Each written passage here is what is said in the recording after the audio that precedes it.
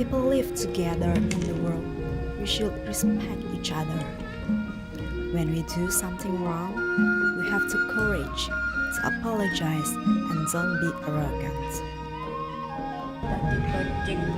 Aku njaluk ngapura yen aku ora sopan lan nglerani sampeyan. Ora apa-apa, Gil. Never forget to say thank you and don't be afraid to say sorry. Never be arrogant to say please. Sampeyan iso tansah ngucapke tulung nek membutuhkan sesuatu. Ucapke matur nuwun nek kowe nampa sesuatu. Forgiveness brings peace in our life. Words of help makes us realize our limitation that we have. Words of thank you makes us give more respect of others.